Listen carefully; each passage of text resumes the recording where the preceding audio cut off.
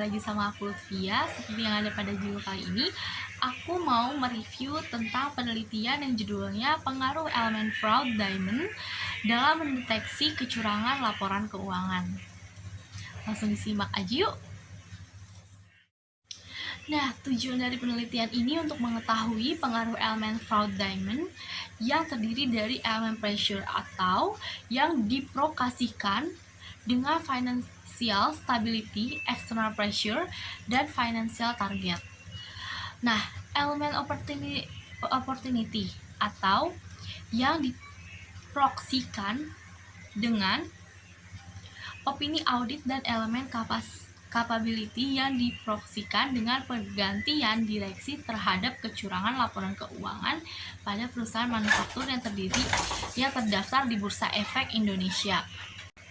Nah, laporan keuangan sendiri dapat menjadi suatu instrumen yang sangat penting dalam operasional sebuah entitas. Karena dari laporan keuangan dapat tercermin kondisi finansial entitas tersebut. Nah, kita langsung saja masuk ke teori fraud triangle. Nah, konsep fraud triangle saat ini digunakan secara luas dalam praktik akuntan publik pada Statement of Auditing Standard atau SAS nomor 99.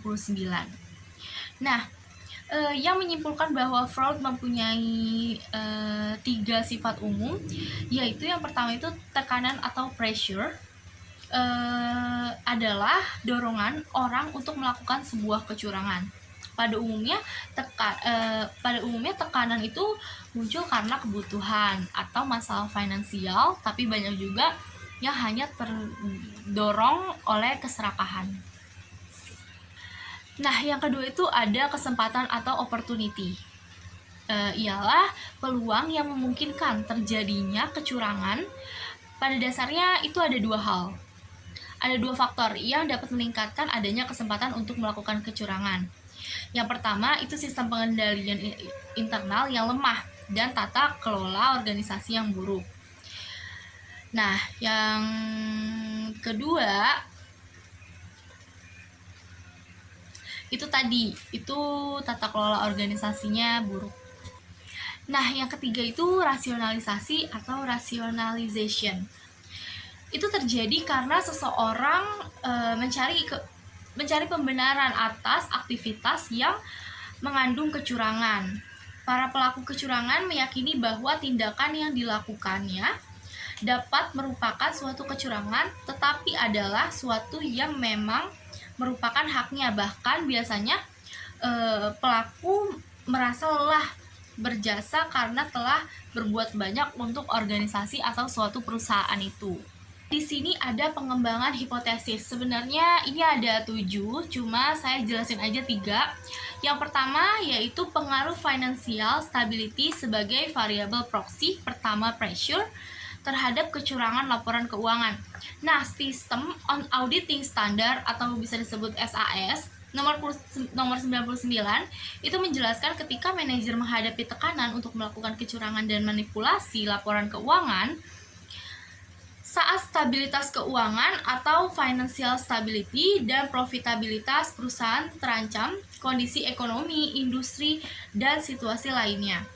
Nah, yang kedua, di sini ada pengaruh eksternal. Pengaruh eksternal pressure sebagai variabel proksi kedua pressure terhadap kecurangan laporan keuangan. Nah, sumber tekanan eksternal salah satunya adalah dengan kemampuan perusahaan dalam membayar utang atau memenuhi persyaratan utang. Nah, ketika perusahaan memiliki utang yang besar, maka manajemen perusahaan akan merasa tertekan dengan utang yang semakin besar karena resiko kreditnya juga akan tinggi, sehingga memungkinkan terjadinya kecurangan.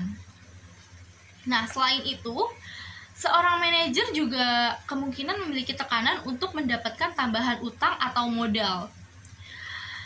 Sedangkan external pressure itu merupakan kemampuan untuk memenuhi pertukaran persyaratan, pencatatan pembayaran utang atau memenuhi utang perjanjian diakui secara luas yang berasal dari pihak eksternal.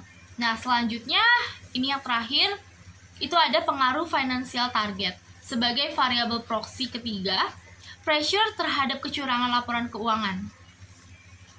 Seorang manajer berusaha untuk meningkatkan kinerjanya agar mencapai berbagai target perusahaan. Salah satunya adalah target keuangan, return on total asset atau bisa disebut ROA. Adalah ukuran kinerja operasional secara luas yang digunakan untuk menunjukkan seberapa efisien aset yang telah digunakan. Oleh karena itu, ROA ini dapat digunakan untuk proksi variabel financial target dalam menetapkan target keuangan untuk bertahun-tahun berikutnya. Pihak manajemen menggunakan ROA aktual yang telah dicapai pada tahun sebelumnya. Mungkin segitu aja yang dapat saya sampaikan, kurang lebihnya mohon maaf. Wassalamualaikum warahmatullahi wabarakatuh.